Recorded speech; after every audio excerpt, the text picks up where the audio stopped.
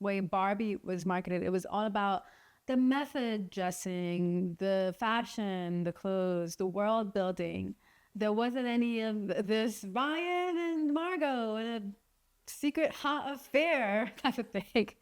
And maybe that's because Ryan is married to a Latina and Eva was just not having it. She was like, oh, no, no, no. Oh, no, papi. Oh, no, you cannot.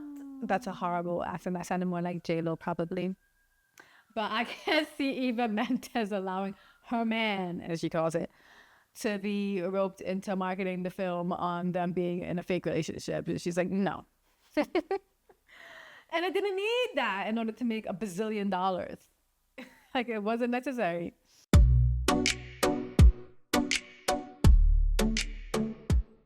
Is it ever going to get old? Somebody tell me, please. So Margot Robbie and Jacob Elordi, they are out there promoting their new movie, Wuthering Heights, and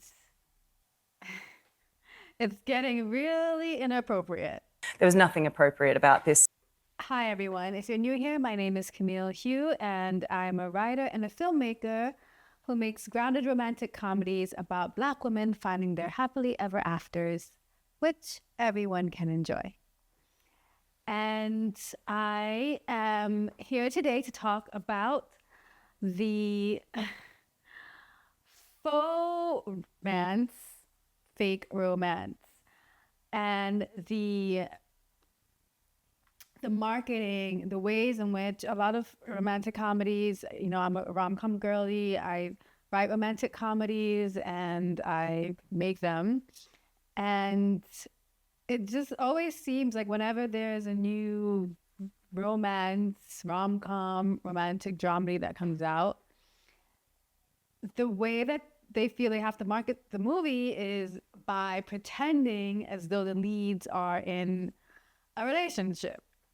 And we saw that with Sydney Sweeney and what's that guy? Oh, I forget that guy. Glenn Powell in Anyone But You. And that caused like a huge ruckus because if you aren't aware, that guy, I just said his name, Glenn Powell, he had a girlfriend, and while they were making the movie, photos were released of him and Sydney like loved up on a couch, like being very playful on a couch. It was obviously not a part of the movie. And his girlfriend stopped following Sydney and I think stopped following him. And maybe she said something and she broke up with him. And so people were speculating that they were having an affair. Sydney had a boyfriend, maybe it was her fiance at the time. I think it was just her boyfriend at the time, but she had been in a serious relationship. And so, you know, people were chattering, they were speculating, and gossip blogs were gossiping.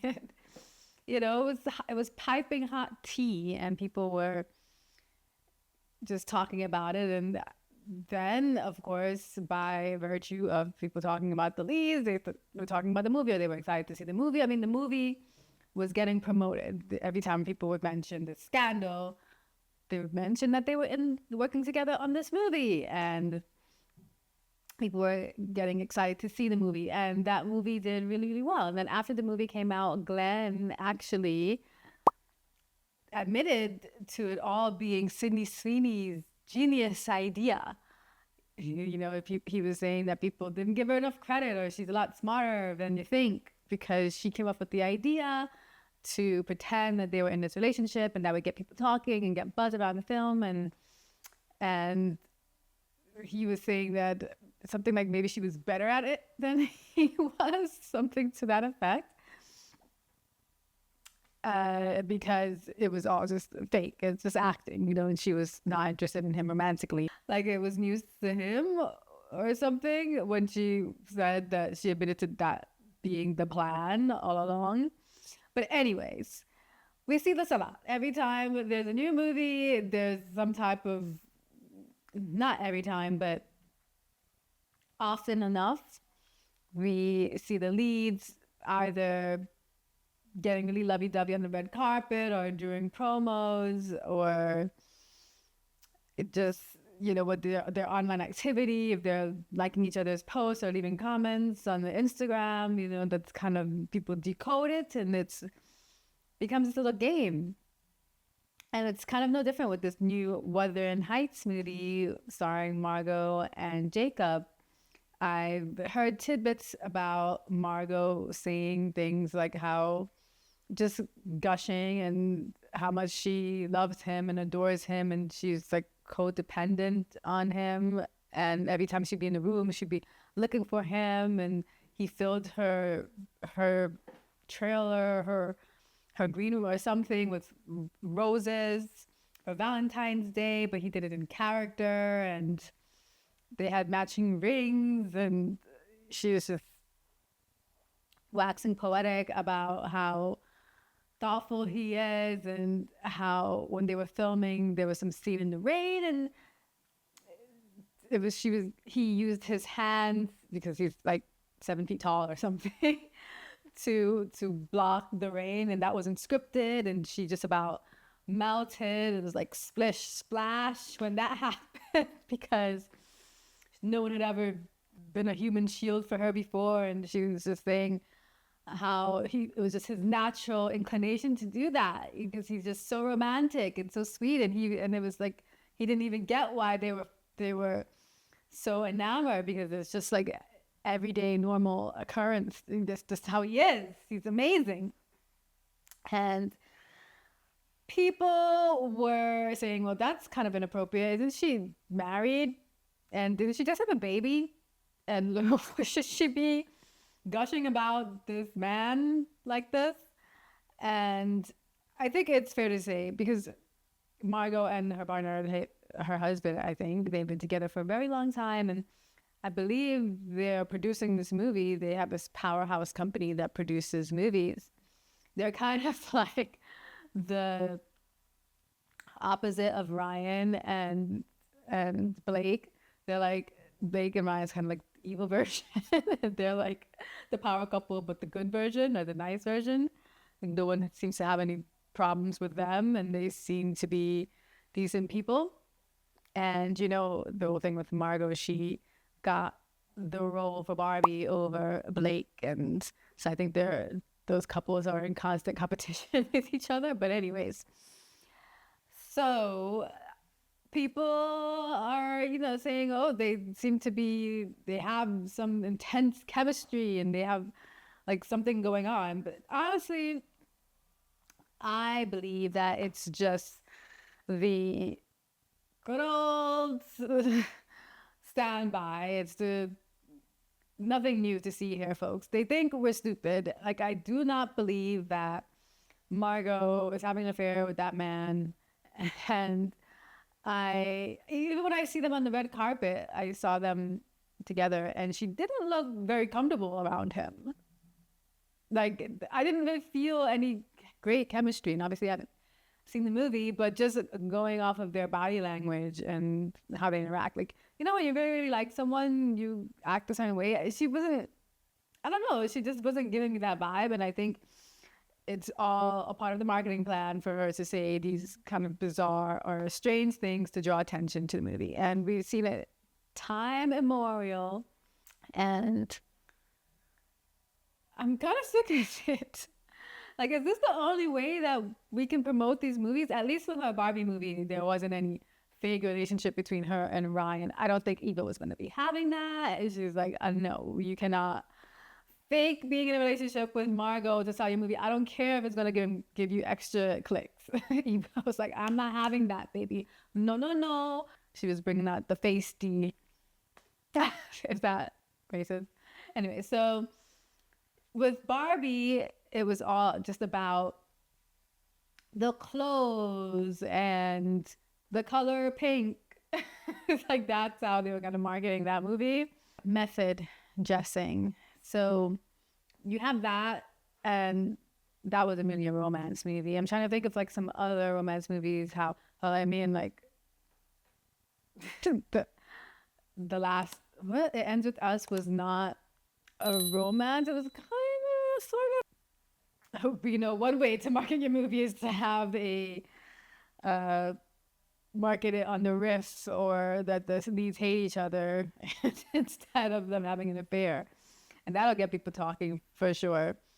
But it feels like, can a movie not just be marketed on its like merits? Like, do you have to resort to faking that the leads are in a relationship in order to get people talking about it? Is there no other way people can be interested in a movie, especially a romance themed movie? Like, it has to be this kind of tawdry angle pushed. It's like, Maya is a very respected. I think has she won an Oscar? I think she's had tons of awards, and she's a producer and an actress, and she's very talented, and doesn't need to do that. We know that she's talented, unlike I think with anyone but you. Like, people weren't all that familiar, I guess, with Sydney and Glenn, and so that's how they had to drum up interest, because we didn't really know them all that much or care all that much. But Margot, I think, is in a different league and like doesn't have to stoop to that level. I'm just thinking, how am I going to market my films, right? Because I've shot 2 feature films, Trouble in Law, they're both, and Squad Goals, and they're both romance comedies. And like, am I gonna have to fake a relationship of an affair in order to get people to watch this movie? I have to drum up some controversy. I have to drum up some fake beef, or some like, what does a girl have to do to get the movie seen? Or like, in this day and age, what does it take besides these romances to draw an audience? There must be another way. Do you guys have any ideas? If so, you can be my free marketing consultants, and definitely give me some advice in the comments below. Like, how do you want to hear about it? Does this appeal to you? I mean, I guess it's like, we're all human, right? We're all kind of drawn to drama and mess a little bit. But I'm just really wondering, for myself, when it's time to release these movies, and it's so close to releasing Trouble in Law, how am I gonna drum up interest if I don't fake a romance or a riff? I'm trying to think of how other movies have been marketed, like romances, and yeah, there just has to be, I guess, a controversial or a noteworthy scene, and like that's got it promoted. I saw a trailer for the new Zendaya and Robert Pattinson film. I don't remember the name of it, but they put kind of like a teaser in the trailer, or a mystery, where they're telling secrets, and then Zendaya drops her secret, and you don't hear what it is, but you see the reactions, and everyone, it like changes her world because she's dropped the secret, and people want to know what the secret is, and it's not widely spoiled. It's not like it's based on a book or something where people already know, so people are interested in watching it just to find out what it is. And if they can keep the secret under wraps until, I mean, I doubt that. Somebody out there has leaked the script, or on production has probably leaked what the secret is. I don't care enough to go look it up. But that's a great marketing tactic to get people interested and excited about seeing the movie. That doesn't involve having to fake like Zendaya and Robert are, banging. It's just unnecessary. And then the other thing is, like, there's so many parasocial relationships on the internet that putting that out there really riles some people up. There's some people that'll be like, "Ooh," sending death threats to her because she's a married woman with a baby and she's cheating on her husband, or so they think. Like, there are some really unhinged people out there, that they take it way too far, and they like get really, really invested in these celebrities' lives, and they go off the handle. They're dangerous, and I don't know if you want to be welcoming that kind of attention as a celebrity when you already have so many crazies out there, for them to now have some ammunition to fuel their craziness. They're just crazy. literally crazy people. So like, why would you want to invite that type of scrutiny and response? And I know like you don't want to blame the victim. I'm just saying, like, especially if it's not true, just to drum up articles and clicks and for something for their publicists to get in on the paper. It's just not necessary. Like, the movie has a huge marketing budget, and all of these movies have humongous marketing budgets, and you wonder like, what else? There's nothing else that they could have come up with, right? Come up with something so that I can follow their blueprint and apply it to my movie. That's not this. I just want to make movies where the chemistry on screen is so good and the story speaks for itself, and like that spreads, that ignites the word of mouth, and people tell other people and they recommend it, and then people watch it without having to do all that other fake relationship stuff. And I hope that, I know I would be a fool to think that that's not going to continue to happen. We see it time immemorial, and it's not going to stop anytime soon because it is so effective, I suppose. Because look, I'm here making a video about it, and even though I'm just saying, like, we're not stupid, guys. We know exactly what you're doing, and it kind of cheapens the film that you have to, or you think you have to stoop to that level to get people interested in this film. I guess the other way to market the film is, like, this film supposedly has a lot of intimate scenes, and that's one way of marketing a film. I think that I haven't seen, I think it's a series, it might be a movie, The Heated Rivalry or something like that. Like, that's really popular because of those scenes and a lot of the soft corn kind of scenes that they get pushed. And listen, I like a good spicy scene here and there, and if I hear that the scenes are good, that's why I liked the idea of it. I like the spicy scenes, and in my film In Trouble-in-Law, I have a spicy scene. It's so weird because when I did a test where I had a test audience watch the film and give me feedback, because I have to cut it down from 2 hours and 27 minutes to like something closer to 2 hours. And someone was saying to save time to cut the spicy scenes. I'm like, there's no way I'm cutting the spicy scenes. I love spicy scenes. That's why I watch romantic comedies and romantic dramas, for not only for the spicy scene, but it's a part of the falling in love. And it's like, ooh, you'd like it, especially if it's a good one. It's something a little bit new that you haven't really seen before. Like, I think there was a movie with Kelly Rowland where, I haven't seen the movie myself. It was a Tyler Perry movie, but I heard about it because that's what people spread. This scene where I think she was painting and they were making love with paint or something like that. So you gotta have these scenes, it seems, and I like watching them. So, but yeah, it's a mix of desperation a little bit. We all know it's fake. We know it's not real. No one's really buying it. Your audience is not stupid. And I'm getting a little tired of it and wish that they could be a little bit more creative in their marketing to get us to watch the movie. I'm not all that interested in watching the movie myself, and hearing that they're having or saying inappropriate things about each other doesn't interest me in the movie any more than it would have.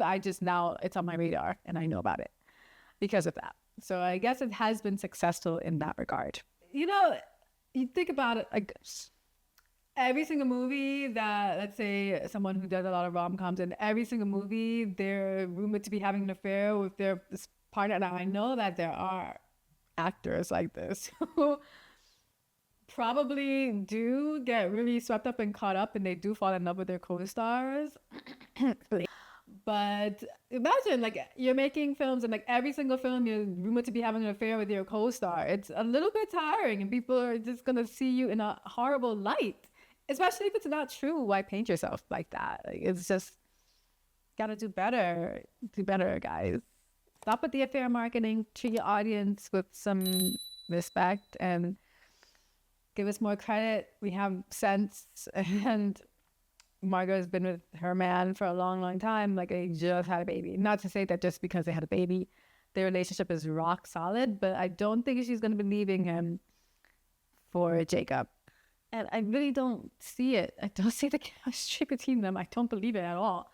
I remember I saw a perfume commercial with them like way back, right after The Idea of You came out. I remember seeing it because I'm thinking it was a little odd because I thought he was way younger than she is. And it was a time all these age gap movies were coming out, but with the woman being older and the younger guy. And so when I saw the commercial, I was just like, are they trying to capitalize on that? And like, why are these two? Wouldn't they be really, really expensive? But obviously it was just a way for them. They knew they were doing the movie and a way for them to market them early on. Like, you have to start your marketing campaign ages in advance now. Ages. Remember they were promoting Barbie, it felt like for 3 years before that film came out. And I guess I'm doing the same. But it's out of necessity. It's just because my film like has a gazillion VFX shots that need to be done, like invisible VFX, you know. And I made the trailer, and like I'm still doing things, and so I'm working on an interim, and I want to talk about it because it's exciting, and I want people to be excited for it when it comes out. So you really do have to start marketing way in advance. And I saw that perfume commercial that they did, and I thought it was odd, and I didn't think that they looked like a couple. Like I just wasn't buying it. What do you think? Are you buying it? Are you? No, you're not buying it. Anyways, thank you so much for watching this video. Thank you again to all of the new subscribers. I'm so happy and thrilled to have you here, and let me know what you want me to talk about. Like if you have an idea for a video, shoot me a message, leave a comment, ask questions, ask away, and maybe I will feature in my next video. That about wraps it up for this video. Let me know your thoughts down below. Do you think it's real, or are you actually buying that they have a huge crush on each other, or that they're having some type of an affair, or do you think it's just a marketing strategy? And tell me if you dig it, you know, if that's what piques your interest in watching the movie. And if you've heard of any other films, romantic comedies or dramedies, that their marketing campaign was more creative and interesting and actually got you to want to see the movie. I'm interested to know, to hear your take. And also, of course, if you like this video, give it a like and subscribe if you want to follow along on my filmmaking journey as I go about this mission of making romantic comedies and showcasing a different side of them, but still telling universal stories that we all love. You know, if you're a rom-com lover, then I think you would love my films. And you want to follow my journey and support me, then be sure to subscribe to the channel. Go over to sitandpretty.com/screenings to sign up and be notified of where you can watch my videos or my films, when you can watch my films when they're released. And until the next time, bye.